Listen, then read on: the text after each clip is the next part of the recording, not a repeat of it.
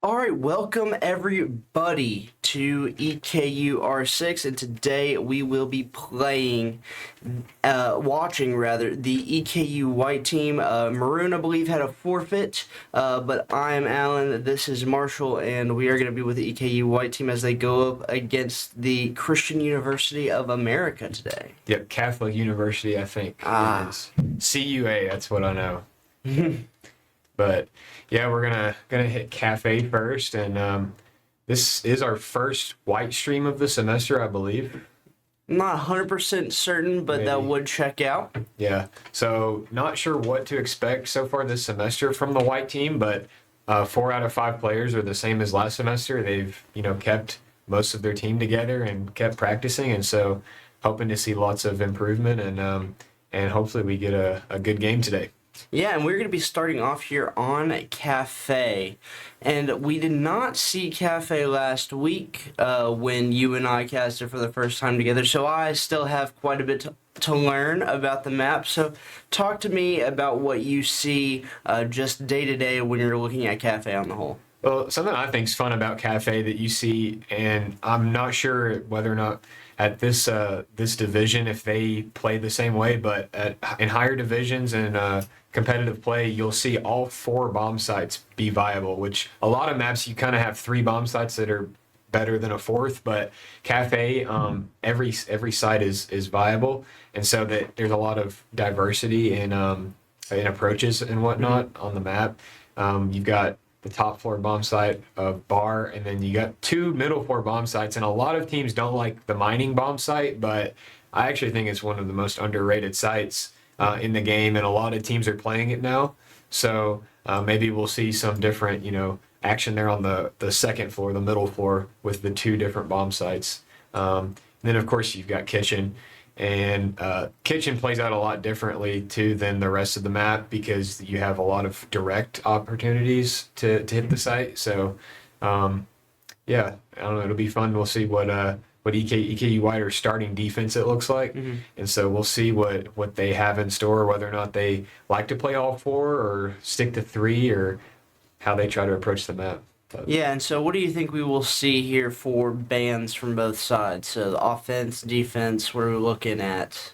Well, I'm not too sure, to be honest, about either of these teams' preferences, but it being Cafe, likely going to see an Azami unless both of these teams really like practicing with the Azami on this map. Azami turns the piano part of the map on the top floor into a kind of a stronghold that can be difficult to chew through if you don't use your utility properly.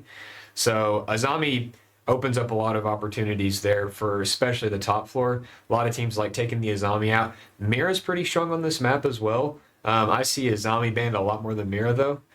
Valk also, again, like a lot of maps, very good because there's a lot of space for Valk cams to get tucked and a lot of C4 opportunities, especially on the top floor. A lot of the top floor is destructible, so you'll see lots of C4 play for the top floor there. So, I mean, all 3 of those operators, those are kind of the 3 most popular bans, and they're all strong as well on Cafe. So, I anticipate seeing at least one of those come through. But you never know what teams might have cooked up, or some might have something to really mess the other team up. So, we'll see as we get into our game. All right, and we are going to see the first ban coming here through from the CUA, and it is gonna be the Ram ban. So talk to me, what might that suggest coming out of the CUA? Yeah, so for any site really other than Bar, you're gonna see a lot of vertical play happen from Ram, Sledge, Buck. So Ram kind of takes one of those vertical factors out of it. Kind of a safe way to open up the vert as well, and just one of those vert bans. And then we see the Doke from EKU White, and this is going to be, they're probably going to want to roam a little bit because Doke really accelerates the roam clear on this map, and there's a lot of roam opportunity as well, a lot of rat spots And yeah, Doak makes that easy. And there's the Azami ban, so that's going to be out of the question. Top four going to play out more standardly because of that. You're going to see less safety in that piano side of the map and more window play and angle challenges. And then the Vigil. Yeah, again, that's probably a preference there from CUA starting on attack. Maybe they're like, you know, we like to drone our stuff out first, and we just don't want to have to worry about a Vigil tucking somewhere. Not as common of a ban, but that's definitely a personal preference. CUA with more kind of distinguished and unique bans than what you might usually see on Cafe, with the Ram and Vigil, very specific. And EKU kind of with the more general bans there with Doak and Azami. So we'll see. Looks like EKU will choose to go kitchen first here. So we'll see what CUA decide to bring for that vertical pressure if they decide to go top down here on their attack. All right, and it looks like we're going to have a pretty standard setup for our kitchen hold. Obviously, we see the Warden a lot, especially when the Maroon team, you all play this map. We very often see the Warden and the Wamai on this site, just denying a lot of the utility from the attackers. Castle coming along, we talked about that last week, you know, the pros and cons of bringing him along. And then Cade, pretty typical for denying some hard breach early on. And then the Fenrir seems like one of the more annoying operatives from what I can tell. Yeah, Fenrir just kind of blinds a lot of lanes and forces the attackers to either clear the Fenrir or stuff them from pushing one of those lanes. And here on Kitchen, it's really good because you know that they kind of have to funnel the attack will either freezer side or bakery or somewhere in that red hall.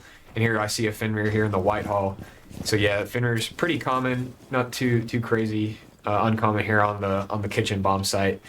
And yeah, the Warden, very common on the kitchen bomb site. Usually you'll see a Warden or a smoke posted over there in VIP where Loki's stationed right now. Yeah, the deployable shield, I'm sure, being the factor there. And you can see based on the Catholic University's roster, leaning into that soft breach from above, more than likely with the buck and the sledge. And we can see that already. They're going to be third forward bar, looking to work top to bottom here early on. Yeah, definitely want to go for this vert. We see the Nomad to secure the staircase flanks. We see two different vertical operators and a fuse. They're gonna want to get that second floor control and put pressure on the bomb site. But I will say they're being very slow in getting in the map. They're only just now getting in the third floor. And yeah, just very slow for a full clear so far. But if they get the control that they want and start working that pressure, we'll see if they can dislodge EKU.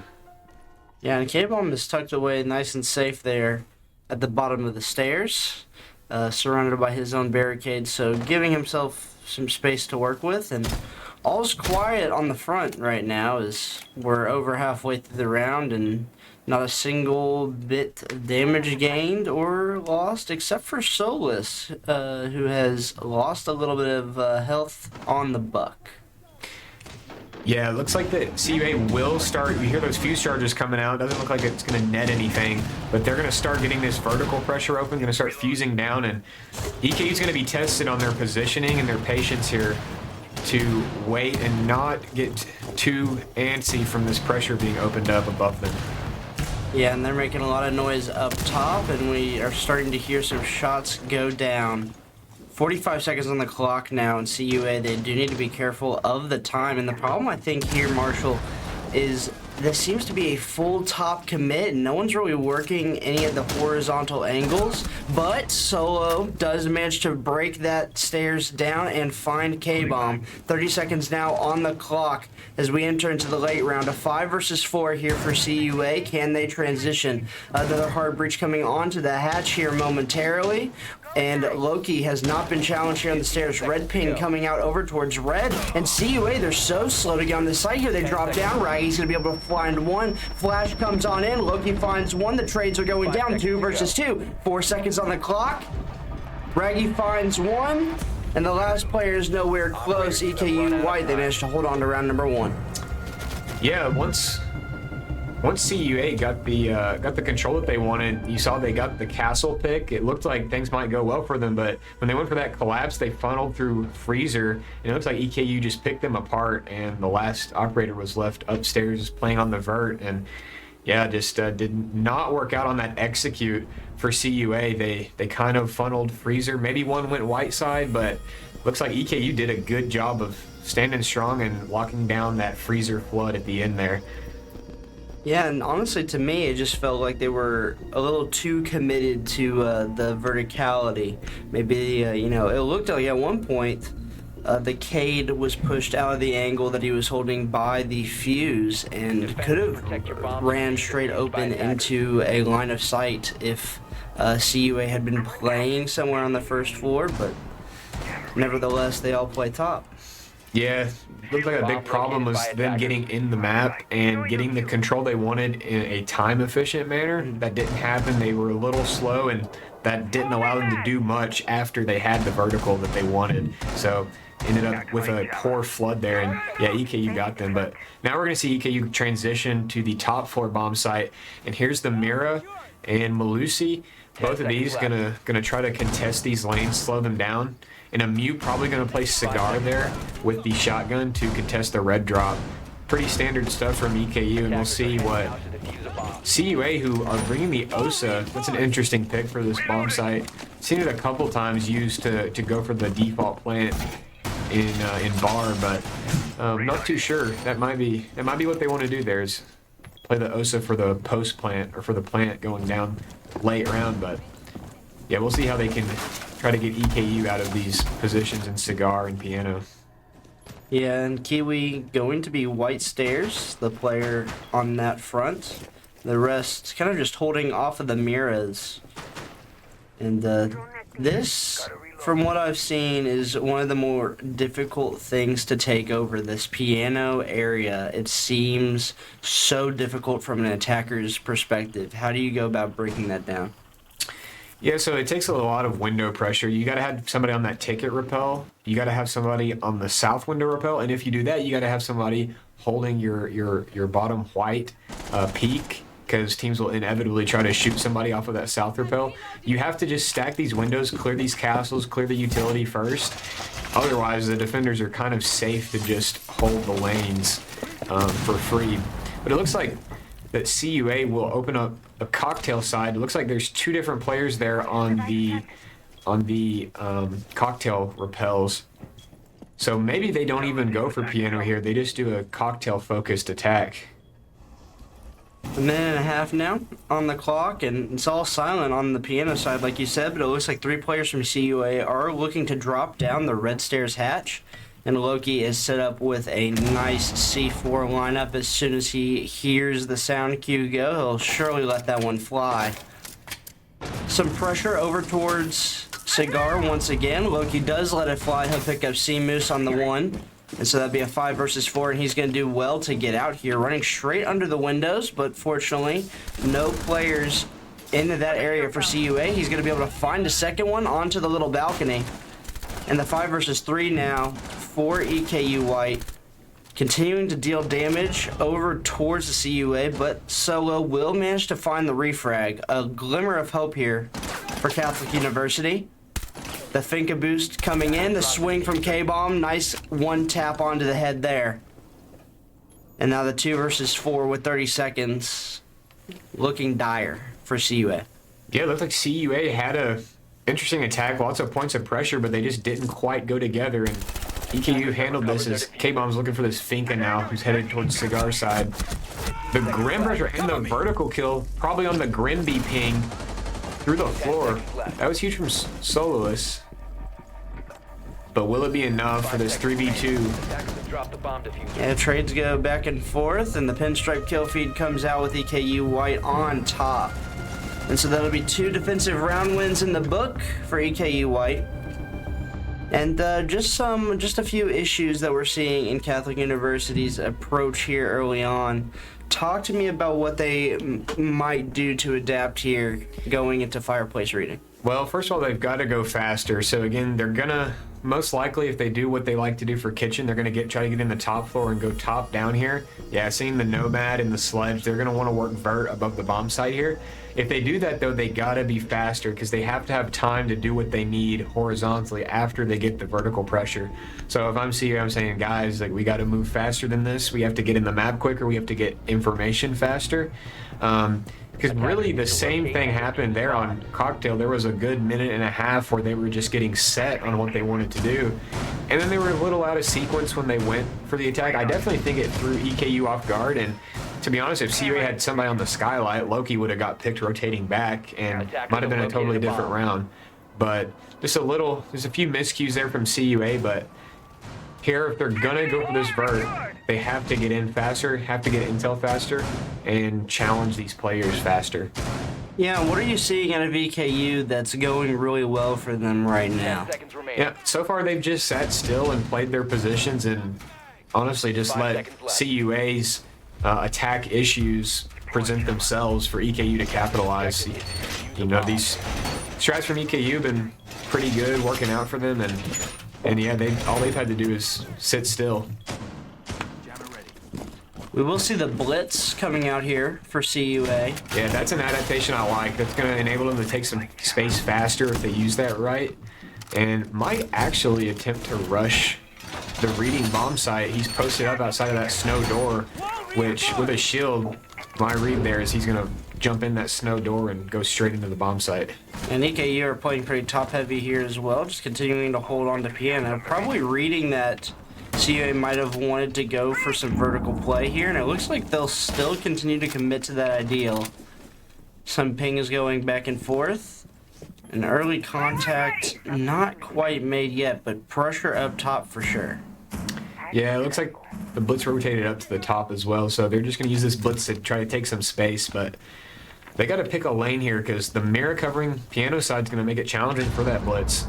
And a C4 from Kiwi comes out to get the Nomad, but here comes Blitz charging through piano here. And some pressure on the cigar raffle. Gonna be able to swing and find K-Bomb. Yeah. But Loki finds one. Not quite the trade though. As he's into storage, Sharkhat gonna be able to pick up Loki.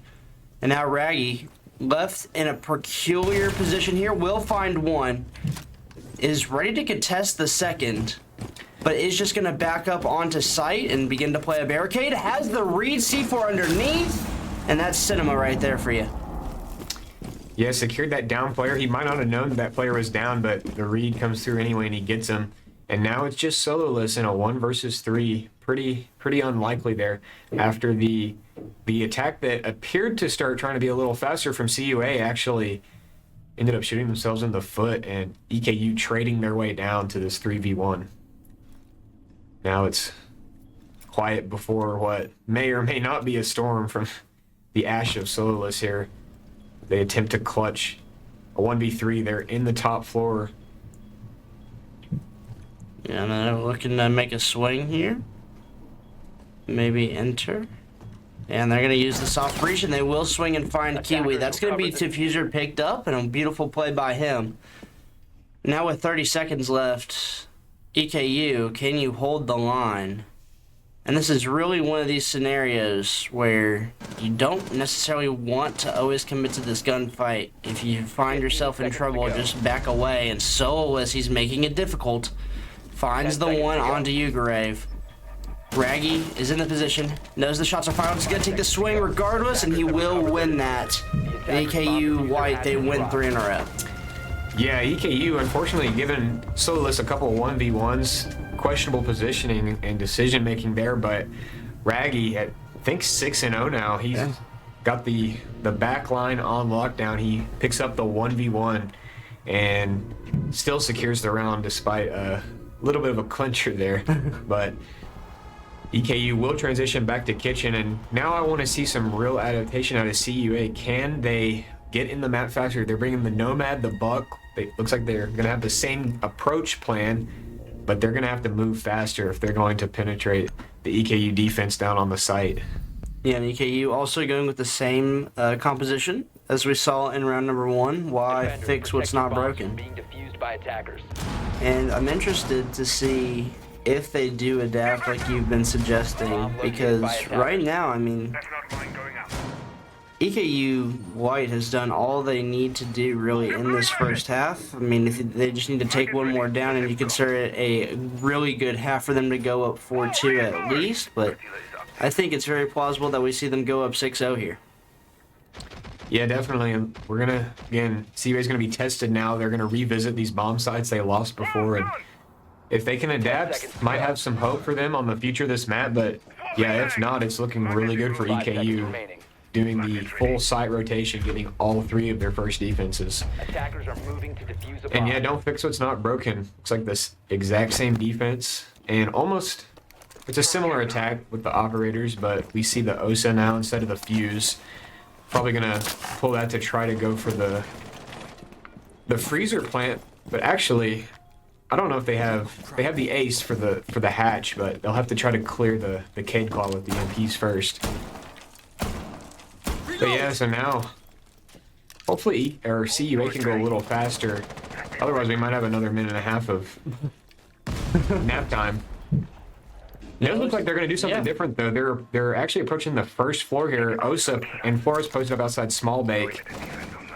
They might just go for some direct horizontal here. Yeah, and K-Bomb is going to be the first one to make contact there. Ugrave utility from the Wamai is going to help prevent some util going his way.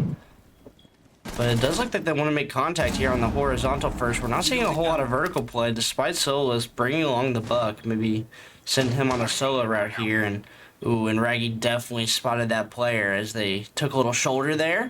He's going to be able to spot him out. Deals a ton of damage to Monk. And if he drops this ace, that'd be so huge to get rid of the hard breach entirely. And nevertheless, another minute and a half of nap time as no one has gone down just yet. Yeah, CUA's pressure came in, but they're not getting any gaps that they want. Now it looks like they will go up and try to work a little bit of vertical pressure. Nomad and Buck there on the second floor. Might be going back to the textbook plan. Yeah, on the vert and the flank watch. They have a minute to play with here to try to work some of these picks. It does look like EKU have given up Bakery and CUA have taken it. Yeah. But a C4 from Raggy on the OSA, that's going to hurt the post plant, but he's refracted by Monk in Bakery. Urave gets swung. Shark Hat's going to take him down. And man on the clock is EKU are forced into a 3 versus 4. Still lots of room outside sight. Gets one lit up. It does get him dropped, but unable to finish the kill. K-Bomb is there to get it, but quickly traded out. And now, Kiwi on the site. Can he play the Hero Maker? And this is set up in a pretty dirty crossfire here. Gives up, could find a bad timing on from Loki. Unfortunately for him, the player is going to kind of mess that one up. Gonna give away a freebie. And the Nomad 5 is going to get lit up, and Monk is down as well. In the Central 2 versus 2 with 10 seconds left on the clock. Yellow pings are out. The Fenrir trap goes crazy. Loki does manage to swing around and find one. And with 5 seconds left, could EKU win one for free? The fuse are beginning to go down. The Claymore onto Kiwi. The planter goes down, and the last man goes away from being down. And I mean, we were leaned all the way back in the chairs after the Claymore goes off. But man, I mean, I'm gonna be honest. Was that Hugo? I'm not gonna lie to you, Marshall. I'm not sure they should have won that one. No, running straight into the Claymore. Bottom red when all you had to do was shoot the planter. He seemed to overlook the planter there, planting behind the bomb chassis, but luckily, again, a round where even if everything else goes wrong, we see one player from EKU clutch it up and get the job done. This time it was Loki. Did a great job of catching the buck, who late round rotated down the brown stairs on the opposite side of where the bomb was going to go down to try to disrupt, but Loki had the read and he picked him, and then luckily saved that 1v1 on the planter after, I believe it was Hugo walked straight into a Claymore. Many bombs as they can. Yeah, honestly, I want to tip K-Bomb a little bit for making a very small adjustment. Instead of playing under the stairs like before, he changed up his position and allowed himself to stay alive a bit longer betwixt the gun of Solo. So a very nice job from him. And we do see the late round clutch up there from EKU White. And again, man, that round felt much closer from CUA, but some questionable gunfights, especially in the aiming category for sure. And EKU, they will go up 4-0. Yeah, I did like seeing CUA attempt to adapt there though, and maybe here going on to Bar they can adapt maybe a little better and pull off a win here, because that is what it's going to take. These defenses from EKU have so far stuffed CUA's attack plans. And a trade already coming out. It looks like that the Deimos of Seamoose came in the first floor and Kiwi was ready, but immediately refragged. That was an interesting exchange, but so now we just play a 4v4 round, I guess. And would you say, as the numbers get smaller but more even, would you still give the advantage to the defense?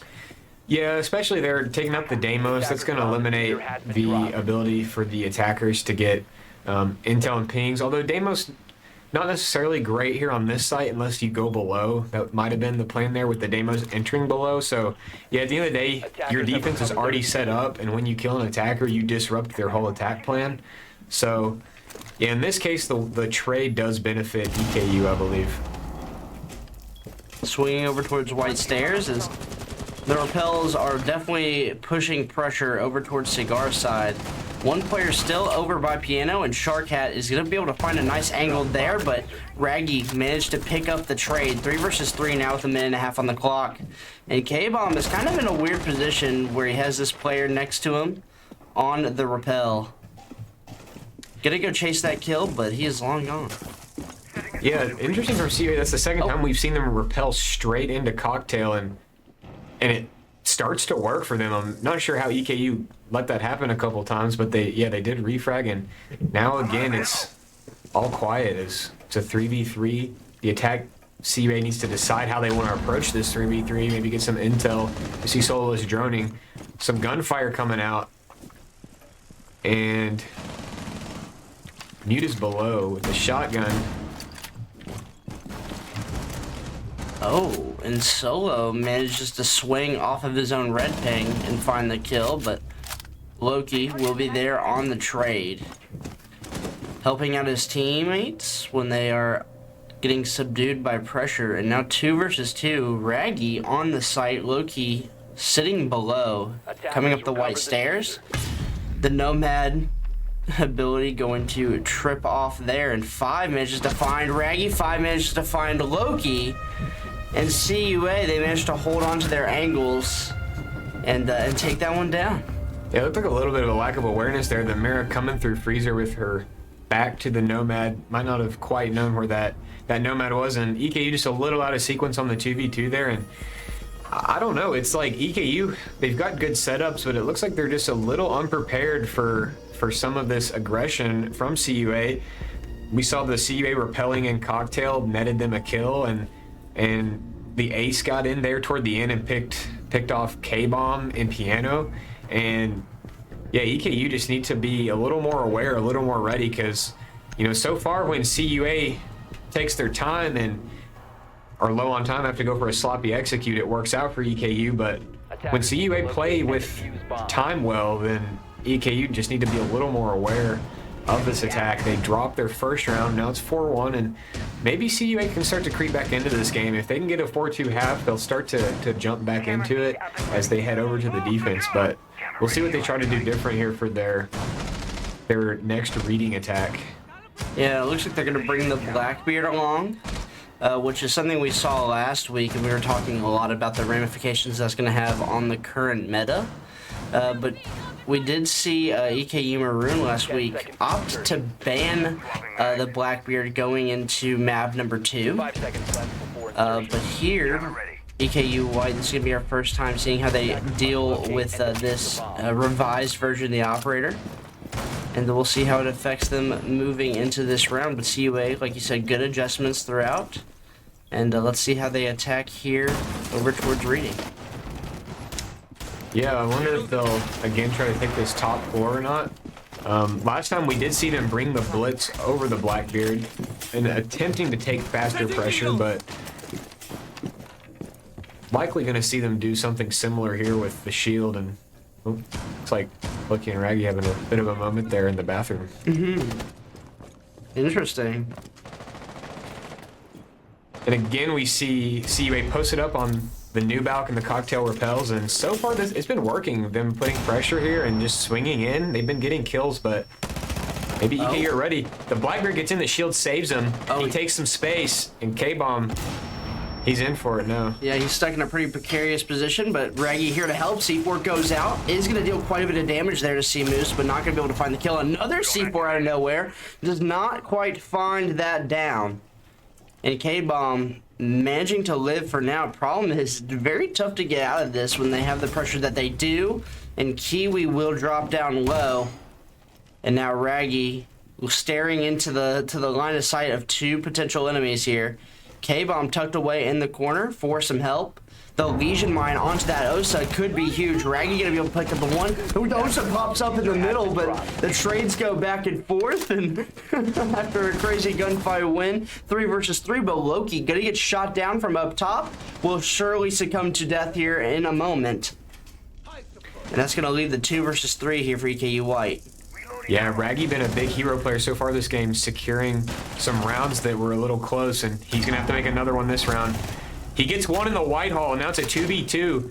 He might opt to fall back here. No, he's gonna stay holding this position, disconnected from his teammate, but he's been making such great hero plays. Maybe this is it. Yeah, Ugrave kind of playing this last line of defense, and now CUA, you have a choice here, and I think they're playing for the fact that they assume that he's not backing off, but it looks like they're just going to ignore him. And unfortunately, Ugrave just gets bullied with the util, will get dropped, and now Raggy has to make a play here, and is unfortunately not 100% sure of CUA's position, and they will be able to grab the last round of the half. And a good offensive round win from CUA to end that one off. Yeah, CUA probably calling there like, hey, we've been getting in Cocktail and New Balk and getting picks. Let's just do it again, but dump more utility this time. And it ended up working there. EKU, kind of questionable to be honest, though. Raggy might have should have fallen back and helped his teammate there, because what EKU did there is they gave, in the 2v2, they gave isolated 1v1s for CUA to take care of, and we saw the util dump with the flashes and the pick on the Loki, and then 1v2 for Raggy, and he gets pinched out there. And just kind of mismanagement of the man count on that round. And yeah, CUA picked up 2 important rounds there to sort of make this a game and not let it slip away. And now EKU are going to have to demonstrate that they know how to attack Cafe. Yeah, let's take a look at the stat lines for a second. Raggy and Loki leading with 18 combined for EKU. And on the flip side from CUA, you'd like to see a little bit more contribution. Solo has 12 for the team, which combined with the rest of his teammates, he has half of the team's total kills. Just as many as the other 4 members combined. Yeah, Solo almost has been playing this game solo. He's really done most of the effort for CUA on a lot of the space taking and getting those engagements and those picks and creating the gaps for the attacks to have an opportunity. So yeah, really pretty good play so far from Soloist. And now he's going to be on the castle. And interesting, we see C-Moose there on the bottom floor with Pulse. This might be a wrench in the works for EKU. If they don't deal with this early, they'll have to worry about it late. And they don't have to go for this early, but they'll have to be aware later on in the game to not get C4'd or late round cheese from just a pulse kill or something. So we'll see what they want to do. Looks like with the Zofia, Nomad, Ace, they're going to go for a piano take, clearing the utility. They're going to want Cigar and Piano here. And actually, an early shot on the C4. If that was the Pulse C4, that's a huge mistake there from Pulse to have his C4 already pre-placed. Hopefully that was either Valk or Mira. But yeah, it looks like we're going to see some damage over towards different pressure points for CUA. We saw all the hatches up top get broken, and now EKU beginning to exercise their right to repel. The ace charge gonna get wasted on the soft breach. Yeah, I'm not sure why that wall's soft in the first place. That's kind of a default reinforcement here for the top floor, so seen some questionable stuff for this CUA setup, but you know, who knows? Maybe they're cooking. Don't Yeah. know. And Ugrave has an idea of how he wants to approach this. Gonna throw the Grim Bees out. And they're starting to mount some pressure up here top floor. Problem is a minute on the clock. How do you translate this? And Solus just swings on out into the pre-fire Ugrave, and that's gonna be one man down. And for EKU White, all you have to do is play off the back of that. You'd love to see a clean and clear collapse now. And I mean, that's just a lack of basic awareness from Monk running straight into Kiwi, who was previously shooting 5 milliseconds more accurately before. And now the 5 versus 3 for EKU White just need a clean and clear execute, but there is the pulse C4 that comes through.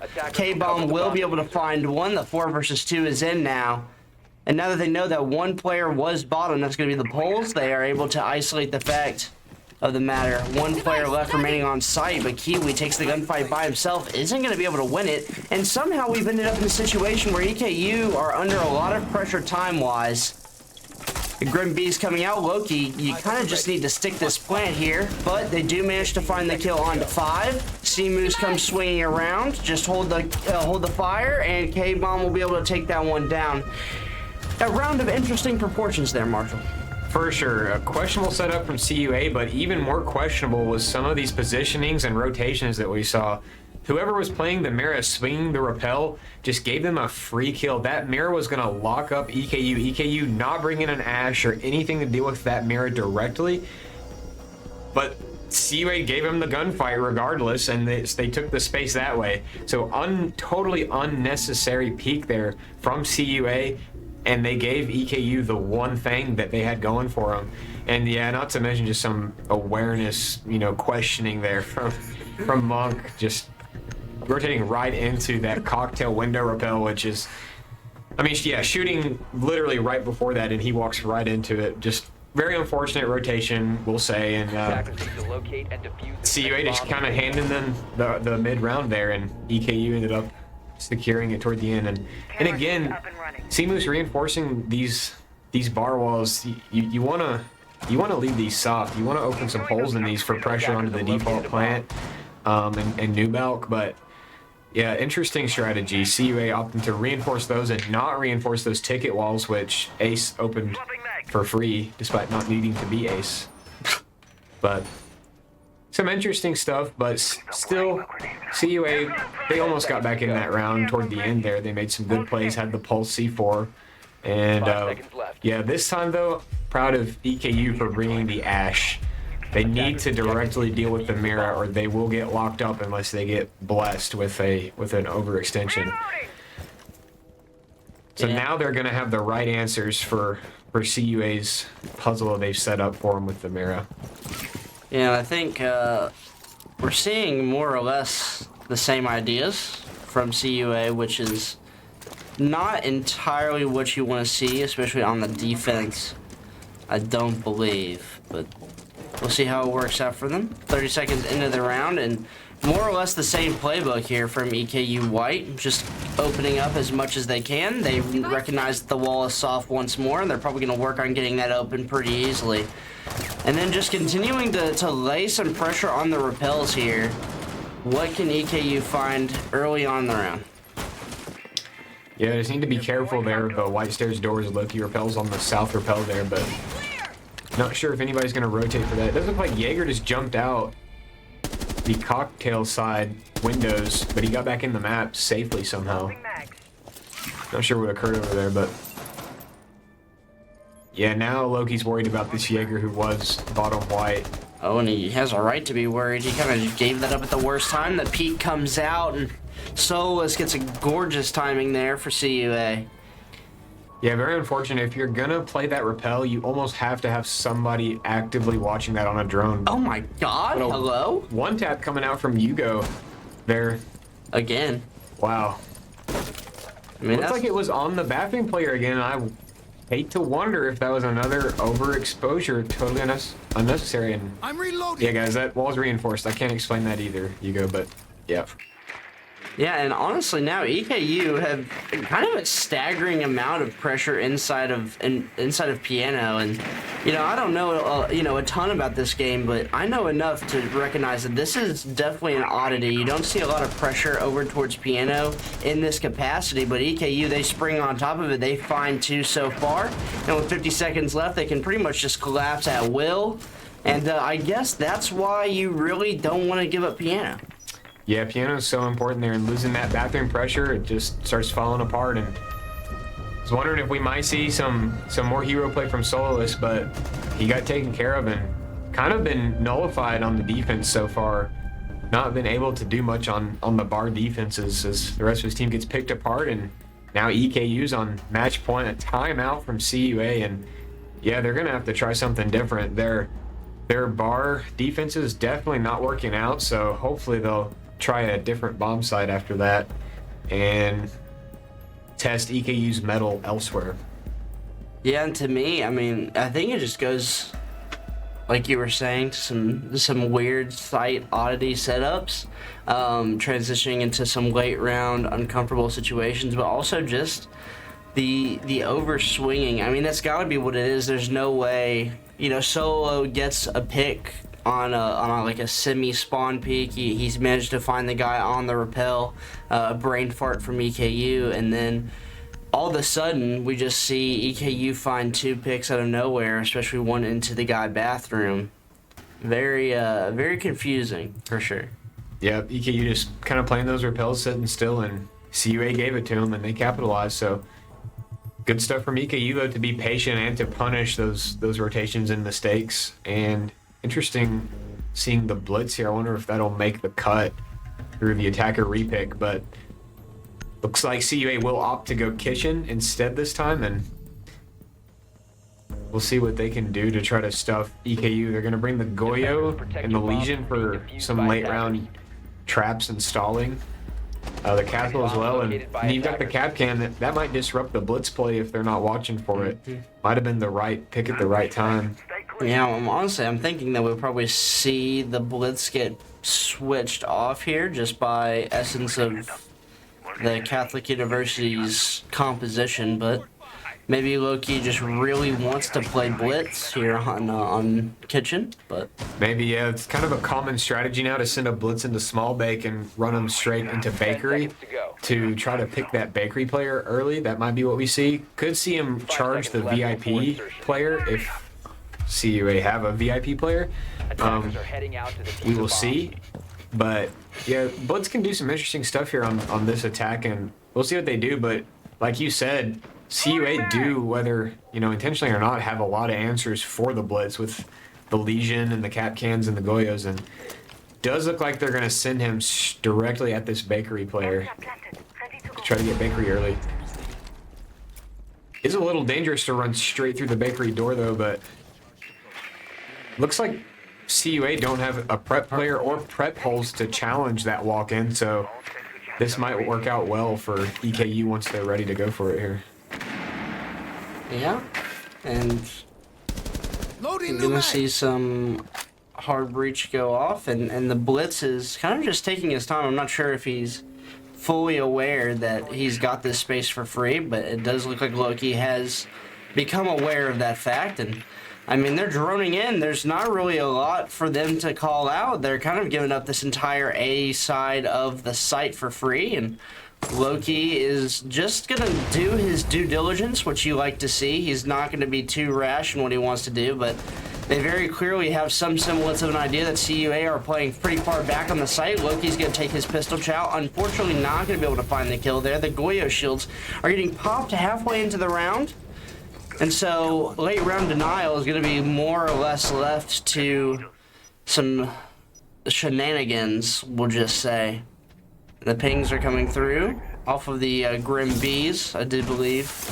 And the Ace getting this wall open for some more bakery pressure. Shots going back and forth. A minute on the clock. Ugrave will draw first blood once more. Kiwi finds the second. And the house of cards begins tumbling down here for Catholic University. As information, the yellow pin goes through. Solo does manage to pick up Loki. Yeah, the one big gap here was they had no vert over prep there. You got to have vert over prep, and Soloist makes the adjustment at the perfect time and gets the blitz, but throwing these smokes out to go for the plant. Raggy's probably getting the diffuser down here. They're not going to be able to spot this because of the smokes. Bomb is down, and it's a 4 versus 3 post plant. 4 versus 2 now.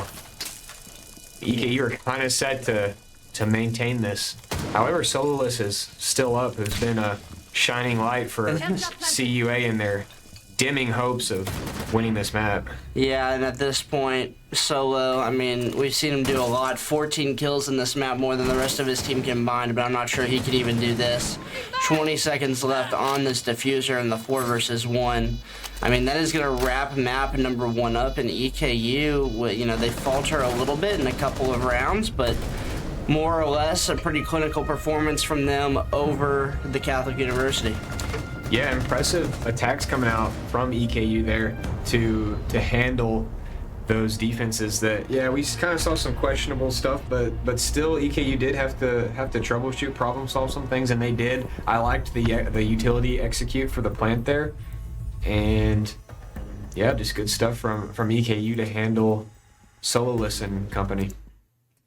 Yeah, and I mean, talk about just pretty clean and clear strategy from EKU all around. They do all the right things. A couple of weird situations, but honestly, you can kind of chalk that up a little bit to the plays that CUA were making at some points in that.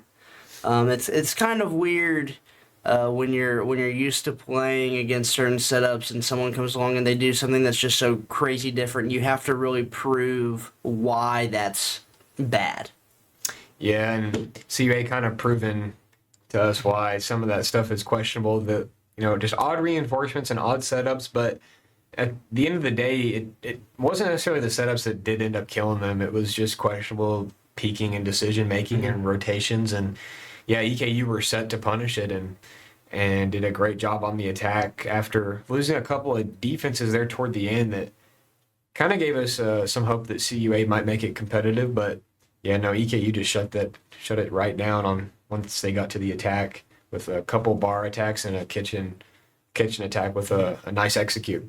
Yeah, so the players are going to take a small break before we load into map number 2. So we're going to do the same, but we will get back in here to talk about Skyscraper just before they rock on in. But don't go anywhere. We'll be right back after a small break.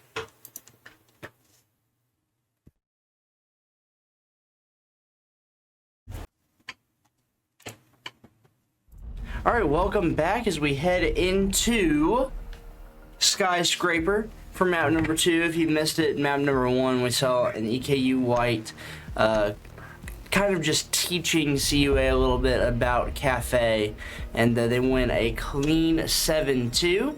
And we're going to see CUA, they're starting off with a Dokubu ban here.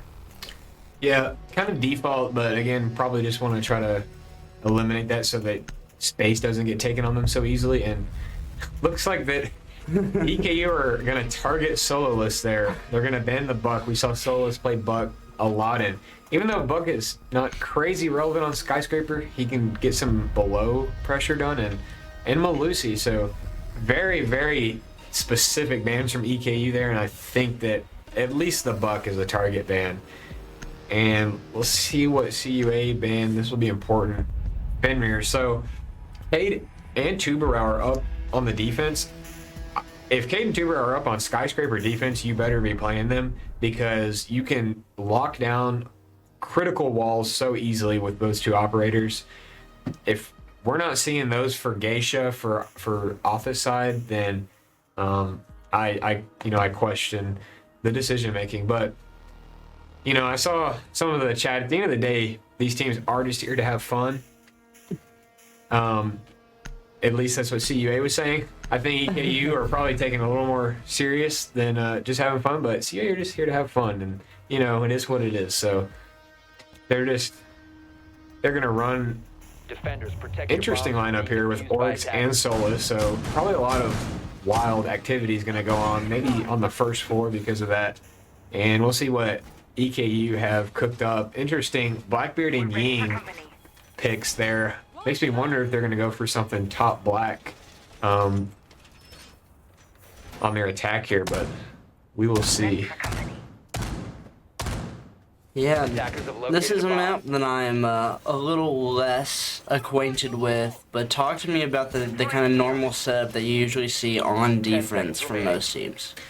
So a lot of teams, there's kind of two styles, and you 5 seconds. set up pretty heavy for whichever one that you're doing. Either you're really bunkered on this site of the map, on Geisha and T and whatnot, lots of util Geisha, with like maybe one guy lurking on the opposite side, but most teams will have a heavier setup and roam presence and a bridge presence over on the office side of the map, which is where EKU are entering. But yeah, it looks like CUA they're opting to just have one player over their challenge. And besides that one player, there's not much going on over here. Yeah, some good drones for some early intel here from EKU, just kind of clearing out the way that they want to put pressure. And so they're starting to mount up, like you said, from the other side of the map. And slowly working forward. They will have to clear that roamer at some point, or it could come to bite them later on into the round. But already doing well to have entered the building a minute into the round. Yeah, I'm just going to dump those gridlock traps there onto the house stairs so they don't have to worry about that flank. They have gridlock traps, so as if you're not super aware, a defender can just shoot them and get by with it. But Skyscraper is a small map, and usually it's not too difficult to maintain these flanks. And yeah, EKU for free are just getting all the way up to drum and mezzanine here. And yeah, gonna need to see something out of CUA. They do have two players playing below. That's gonna be important, maybe for a flank or for some late round disruption. Interesting shotgun through the floor, but yeah, Kiwi picks one of the site players and a nade out from K-Bomb. Not sure how that happened, but Yeah, and through the ground, taking some shots. And is acutely aware of this player playing below. But Raggy is going to go ahead and just put this diffuser down right in T. yeah, with two players below and another player just not on the site, EKU just kind of get almost everything for free. And now it's a 4v3 post plant. Solus with another shotgun kill though.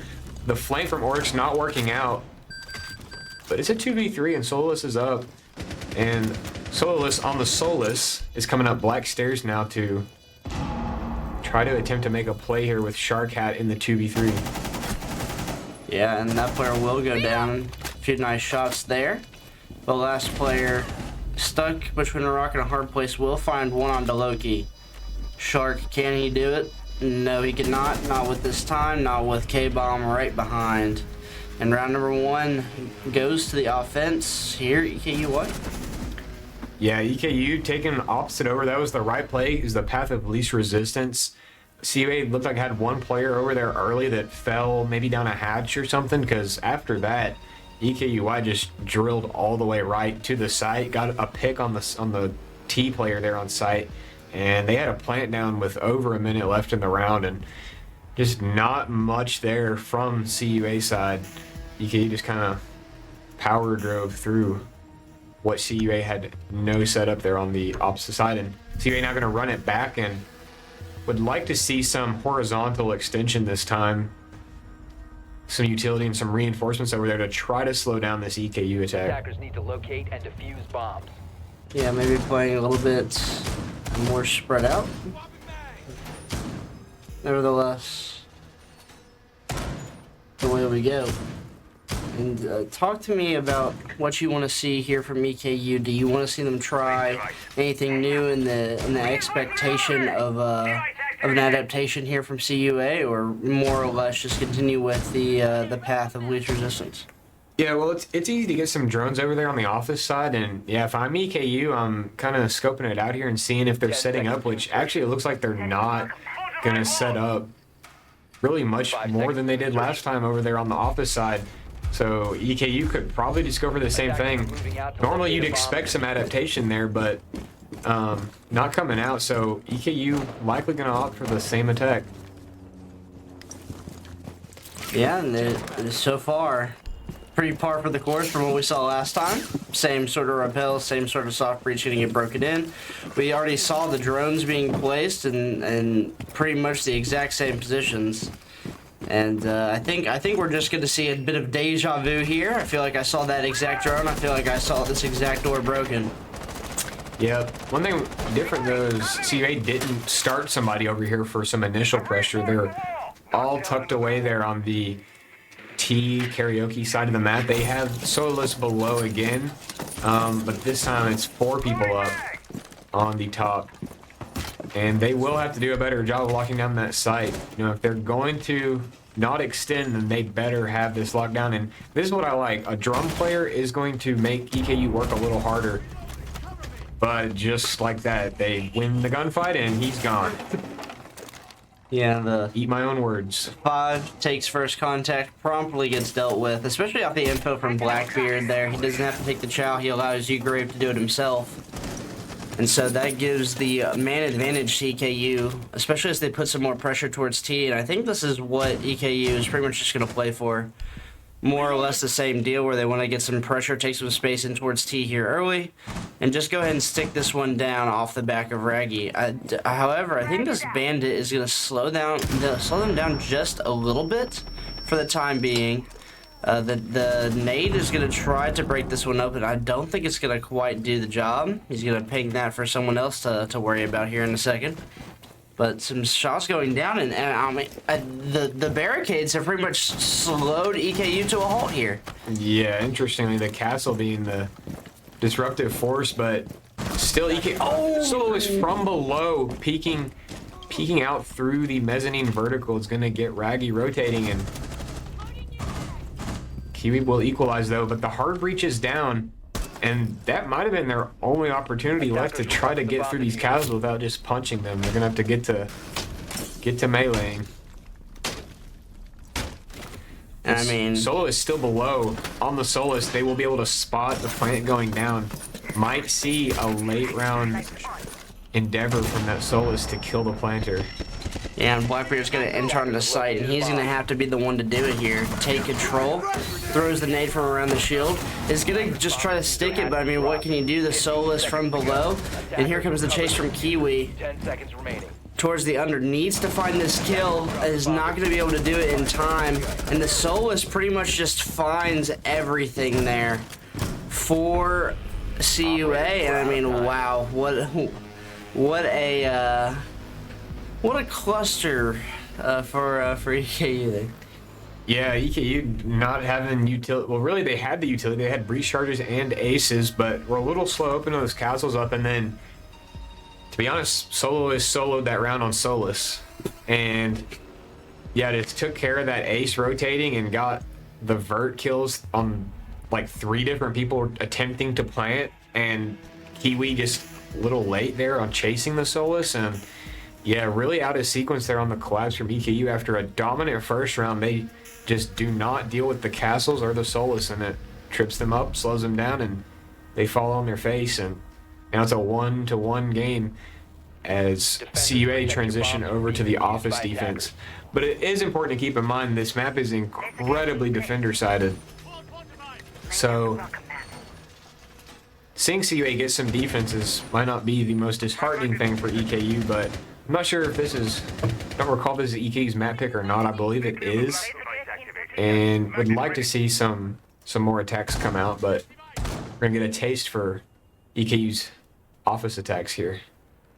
Yeah, and Ugrave will be bringing along the Thatcher, and I do think that regardless of the site change, that is the adaptation you want to see from EKU White, especially because the abandoned wall inside of T really slowed them down in that last round, and pretty much cost them the round one there, especially after such an early pick. So you'd like to see them utilize their time better here, but we will switch the sites around. It looks like about half of EKU is going to post up to try to get some of the office side walls open early, maybe. Meanwhile, K-Bomb there outside Geisha. Looks like EKU will eventually try to go for that karaoke over, but spotting out some of these roamers below. There's, again, 2 first floor players from CUA, but to be honest, if there's 2 first floor players, then there's not many up on the top floor, and EKU could get the space that they want fast yet again. Yeah, and the run out there from Solo will be able to find Kiwi. That takes down the Nomad, who, correct me if I'm wrong, the ability is meant to prevent that, but nevertheless will go down. Yeah, a little ironic there from Kiwi on the Nomad getting run out on, but Yeah, spotting the Malusi, or not the Malusi rather, but the Aruni. yes. I get those two confused sometimes. Yeah, I mean, you got Aruni, Azami, Amaru. I don't know, there's all kinds of... I'll fumble them as well.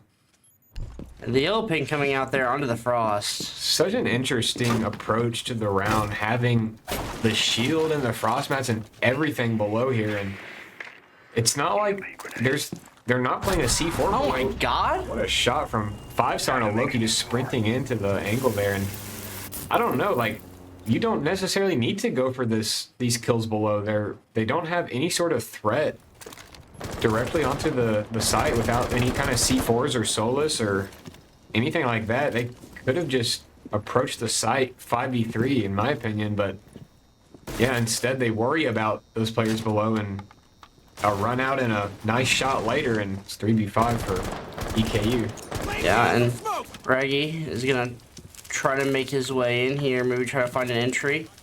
He's gonna stagger, try to make sure he's clearing all the angles. Will commit now.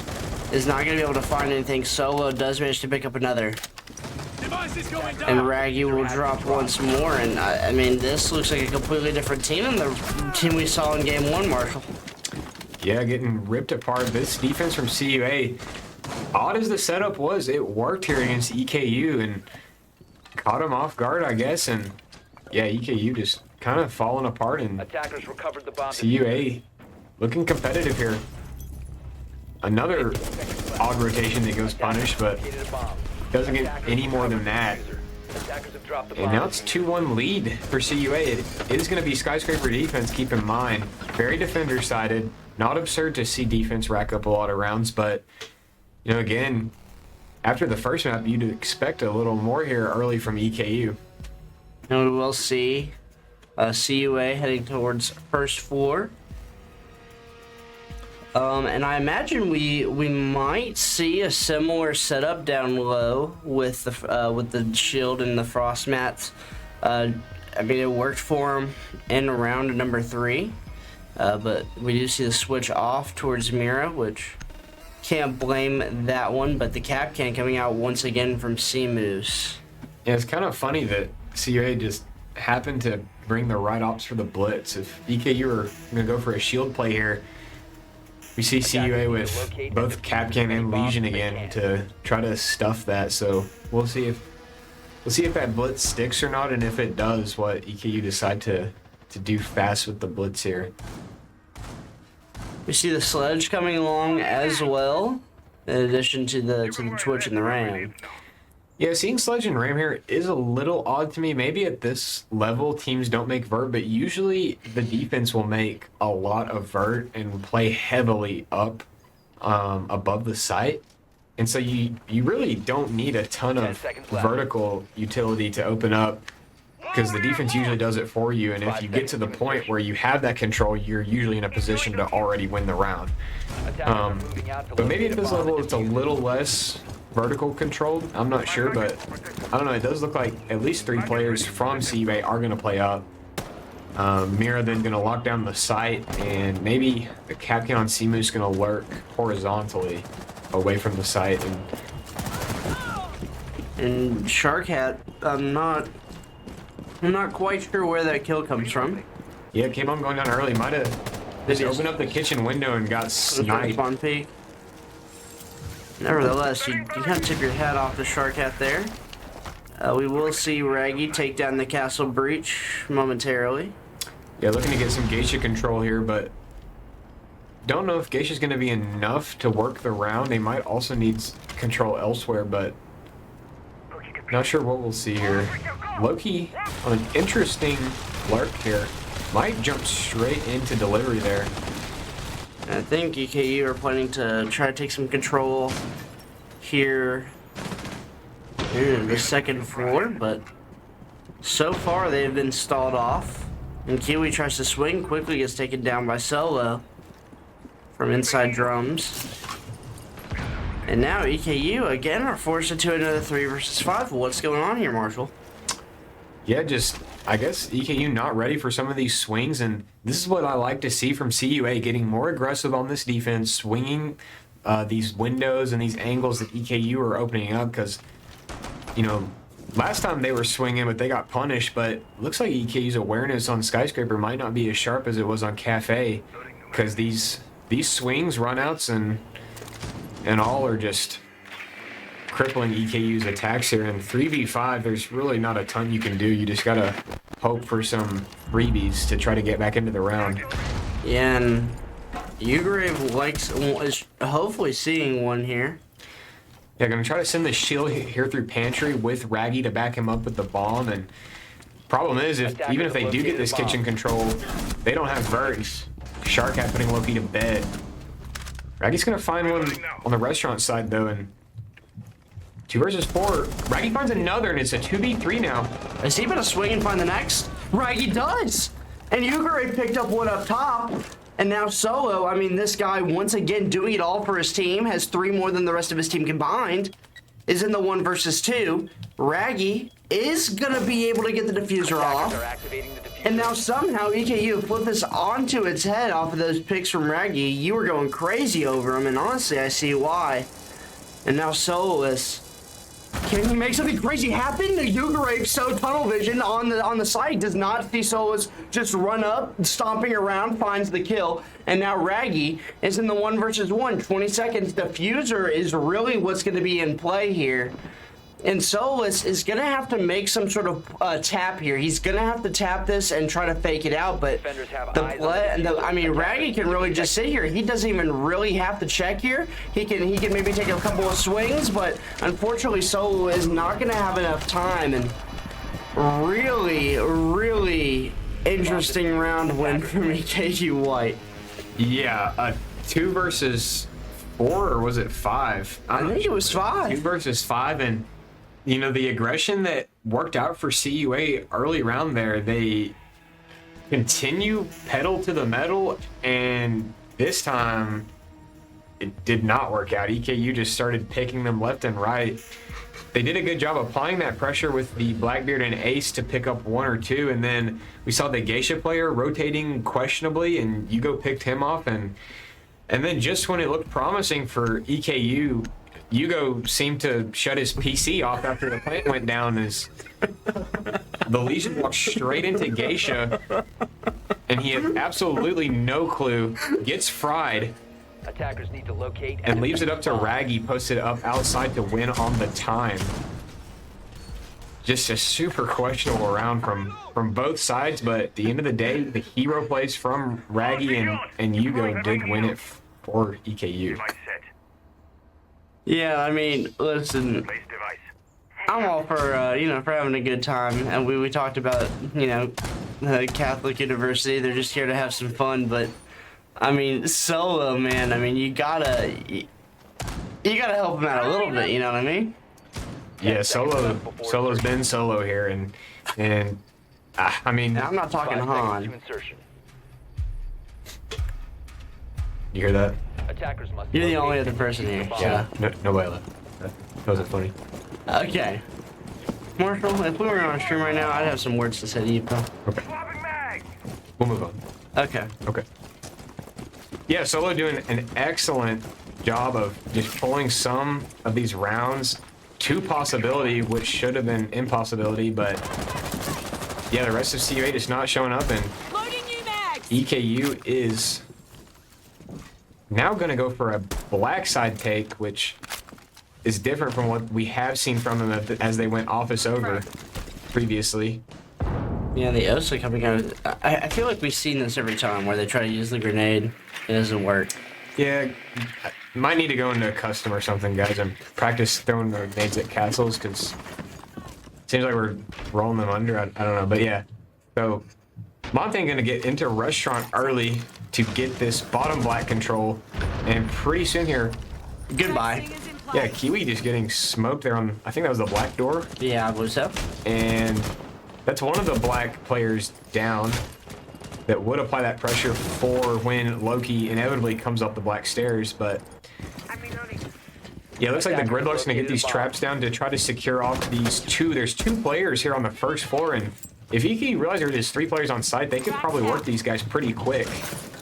Yeah, and Loki is going to keep pushing. Sharkhat does take a bit of damage here, and you really need to see a little bit more pressure. Unfortunately, that shield is doing lots of effort. The jump over, he's not going to be in time. Yes, he is. Raggy going to be able to find that kill. Sharkhat kind of just stuck in a terrible position there.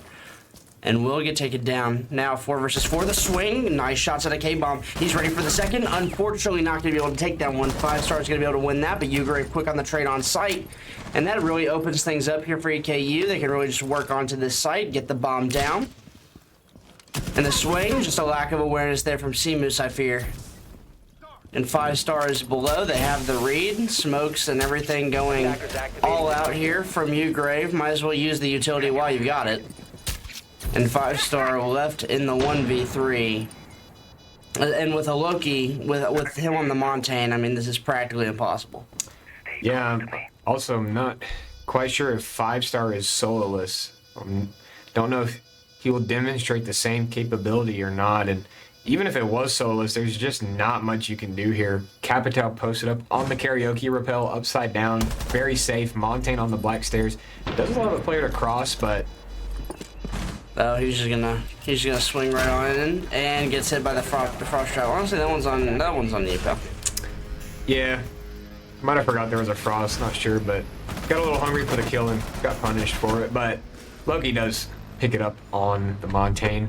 And good round from EKU. I liked that, switching it up. They had 2 rounds where they went office over. This time they go for restaurant and up black and on the black balcony. All black control, and it worked really well. CUA were not ready for that after what they probably expected after the first 2 EKU attacks. And now EKU are up 3-2 on attack, putting 2 here together. They're back in it, and 3 attacks on Skyscraper is really good. This is going to set EKU up pretty well, even if they lose this round, for the rest of the game to secure it. And you know, I really love the Tachanka pick. Yeah, I mean, I don't know. You got to switch something up, I guess. I don't know.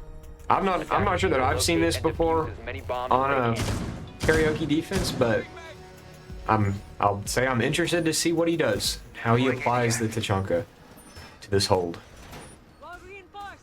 Yeah, we will see the switch back to the Blackbeard, and I think we're set up for probably another office player.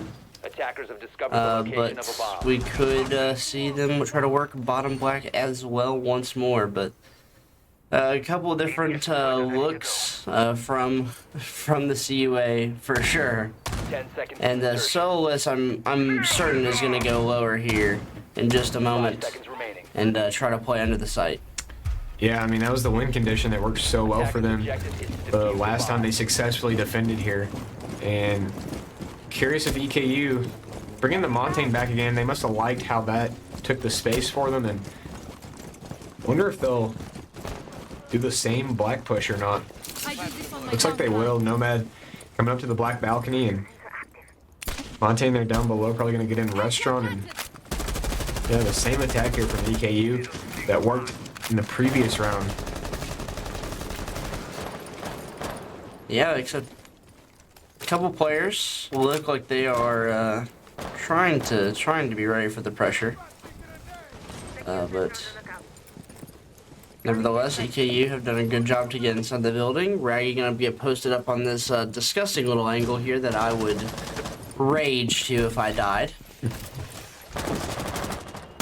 And Ugrave is just gonna be able to shoot Shark in a place where the sun don't shine, and that's gonna take down 1. Kiwi getting lit up here. Is going to manage to keep his life. And, I mean, everything's slowed down quite a bit as EKU. It just feels like they're just waiting. And K-Bomb will be able to pick up Solus, and, I mean, you might as well call the round there. Yeah, again, EKU just being patient, and CUA, they've been kind of aggressive on these defenses, on their rotations and their peaks, and EKU just keep punishing them. I like this from EKU, not trying to go too fast. They know by this point how CUA play, and they're countering the playstyle the right way. Playing safe, kind of almost baiting in some instances, and it's working. 5v2 now on the site. One player gold, one player Geisha. And good night to the gold player. It's just the castle here in Geisha as the bomb is going down. Yep. And good night. Yeah, great black attack again from EKU, and now they're going to go over the defense after a 4-2 attack split. It's just looking very promising for EKU. You'd have to see some major throwing to lose enough defenses here to lose the map. They only need 3, and on Skyscraper that should not be difficult to get. CUA calling a timeout after that. I heavily question this timeout because we just saw the side flip, so there's not a lot to talk about here, I don't think. Unless, I don't know, because you would hope that you'd have an attack plan going into it. They could be discussing an attack plan, but yeah, I don't know. Very odd timing on the timeout there to call it at the half swap. Well, But who knows? We could see the world's greatest attack from this extra 60 seconds that CUA bought themselves. We will see what they cook up here. what do you think would be the world's greatest attack here from CUA? Well, from CUA's point of view, I don't know that I would have an answer. But considering that EKU have been very position oriented and safe, I would go for some map control if I was CUA. And it does look like they'll take the Deimos and the Monty. And I would work wherever EKU is not to try to apply pressure to where they are, because it does appear EKU like their power spots, like to bunker up. And bringing the Mira looks like that might be the case again. But we'll see if they do any horizontal extension or not. Yeah, for sure. Yeah, I mean, God bless. Yeah. So they're bringing the Montaigne. Yeah, I think that the Montaigne could work out well for them to take some of this horizontal control, 10 seconds to insertion. especially if EKU posts just some lurkers over here. See, it does look like EKU will reinforce Geisha wall, and that's something that we never saw CUA do, was reinforce very much on the opposite side. They just kind of gave it up for free. So already these setups kind of being a little more polished from EKU, gonna make CUA work a little harder for anything that they want. It does look like most of CUA, though, did spawn on the opposite side of the map. Yeah, looks like we got 4 people out there on that balcony. Not sure if... Yeah, it looks like they're going to commit to this push, which, you notice EKU with 3 different players on the site and 2 close by. I don't know if a direct push will work out very well for CUA. Yep, and so we wait. Yeah, playing some mini games on the office wall with Bandit and nading below. EMP's coming out. Yeah, and that's gonna get it off. Yeah, wall will open up. And Kiwi is kind of stuck in a precarious position here, especially once Monk pushes in with the Montaigne and gets some info. Yeah, and that's gonna be good info on the Kiwi here. And you expect to see some sort of teamwork here from CUA to kind of work onto this A zone. But here comes the C4, and that does do a good chunk of damage towards Monk and Shark. And he's got help from Ugrave here. Yeah, I would have liked to have seen a pick, but you'll take the damage, I suppose. And with the 3 C4s, though, now down to 2, you'd like to see some vertical play from below. But if they choose to do that, they will have to deal with Seamoose down there on the Deimos, who seems to be facilitating the house lobby. Kind of denying any rotations from EKU to go down. EKU will have to worry about this pressure directly. But yeah, without any pressure on VIP or on the Samurai window here, they'll just kind of get to bunker up on the trophy side. They can throw some C4s over. They're even going to just directly challenge, swing the breach. K-Bomb with 1, and with 2. EKU are just prepared here, bunkered up. And down goes Monk. Deimos left all alone below. Could not quite find the kill onto Ugrave. And Solo, I mean, we've seen this guy left alone so many times. He does pick up Loki, but this should be physically impossible. If he 1v4s here, I guess I'll have to shave my head on stream. I made a little TikTok clip the other day. They made one of me saying that, but I only wager that when I know it's impossible. Yeah, that one was pretty impossible there. Solo's on the first floor and have to walk up a staircase where you've got multiple angles on you, just pretty hopeless there. And EKU take their first defense. They're gonna hop over now to the T side, and there's the tuber that I wanted to see. This is gonna almost certainly deny the Geisha wall from getting open. Although you'd like to see it paired with a Cade. Not sure EKU bringing the mute. Yeah, I'm not sure about that. I mean, it should still work to jam, I suppose, the hard breach device, but usually you see it paired with a Cade. But we'll see what EKU pull off here. As seeing Osa, seeing Montaigne, I immediately think CUA are going to go for a black attack here. Get in top black, post up the Osa shield, post up the Montaigne to pressure purple or karaoke, and yeah, almost certainly that's what we'll see. Thermite Thatcher, though, will be useful for the Geisha side. So maybe they're going to go for a black Geisha pinch, which is a pretty valid approach if that's what they decide here. Yeah. We will see. Ugrave most likely going to place his shield top black. Post up there. And 5 seconds remaining. with the composition, again, that CUA has, the Montaigne looking to be the focus for that. Do you expect them to go into restaurant here, or try to work from the other side? Not sure. They could send him through restaurant. They could send him top black. I'd almost totally expect to see Osa at least top black posting those shields up, but we will see. They may have a unique plan. I mean, they might be Osaing the karaoke window or something. Kind of looks like, based on where Seamoose is at, that might be what they do instead, which, you know, I'm not too sure about Osaing windows. You know, it's a pretty good gold strat, but it does look like the Montaigne actually will be for some Geisha pressure. As we have 3 people stacked outside Geisha, it will be heavy Geisha.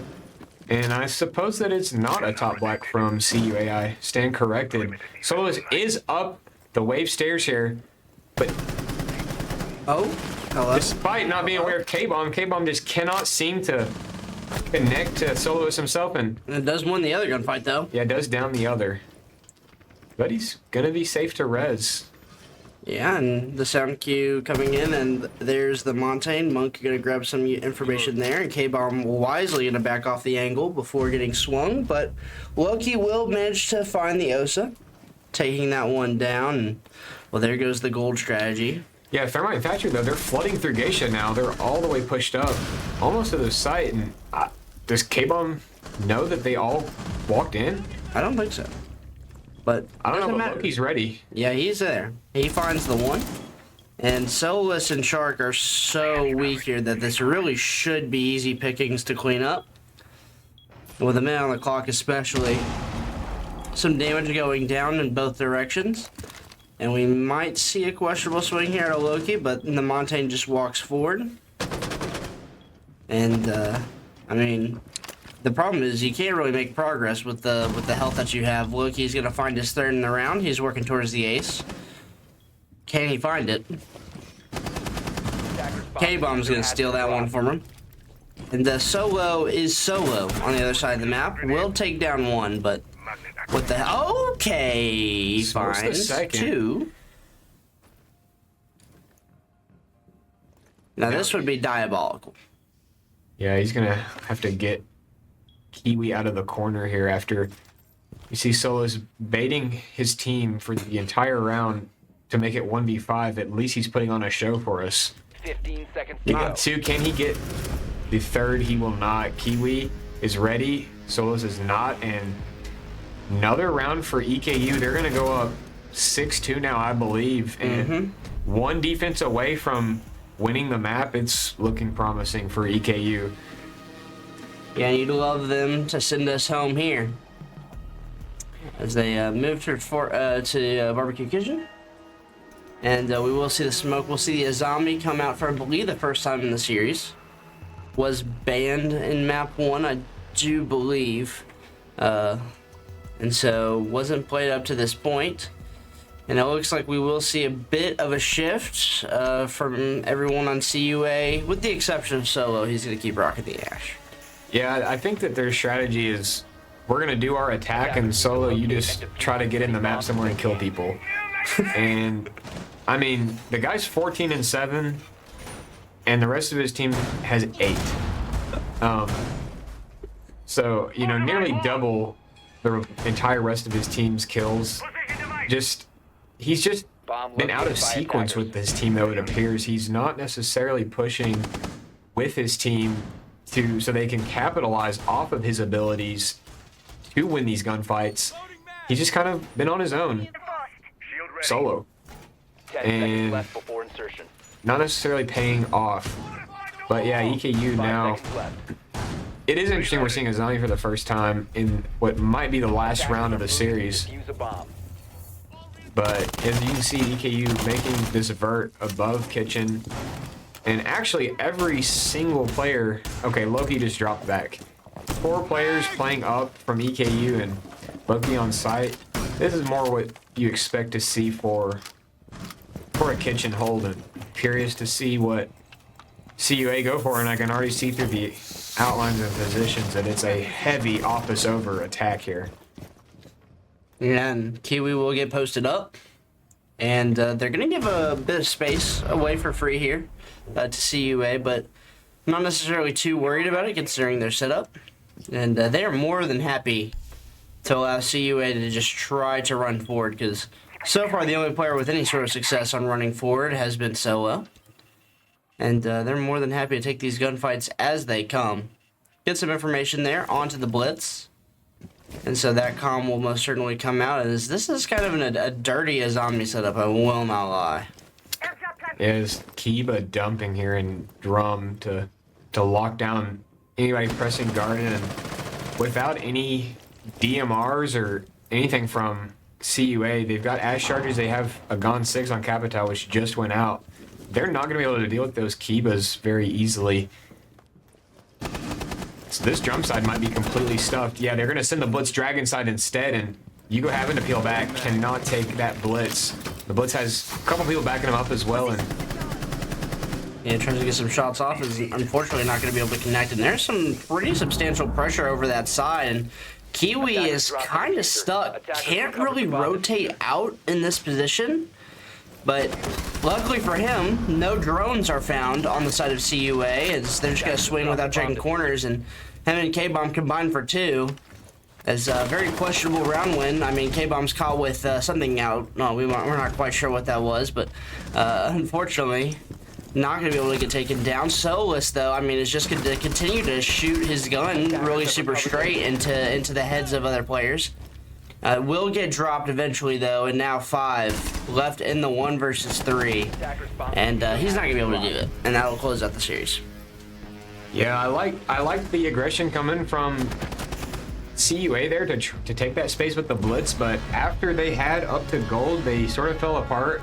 Lack of intel, lack of information on the Drum side, and yeah, after that they were not aware of what to do next, and EKU just kind of clobbering them after going down 1-2 to start off. They just rallied for the rest of the game, and 7-2, 7-2, a very dominant victory there from EKU White for yet another win here in ECAC. I think they've only dropped 1 game so far, so they are on a very nice road for making Division C playoffs and maybe even another deep run like we saw last semester from them. Yeah, you would love to see that for the EKU White team. You'd love to see it for the EKU Maroon team as well moving forward. But, I mean, honestly, overall, very strong showing out of EKU White. And, I mean, I don't have really anything to add to that. No, yeah, it was a dominant victory, and CUA just did not meet the same standard that EKU White set for him, so not much to be done. Well, that will do it for us tonight for EKU Rainbow Six, and we'll be back next week, same time, same channel, same dealio, and hopefully same set of casters. But I've been Alan, Marshall. and we will see you all next time.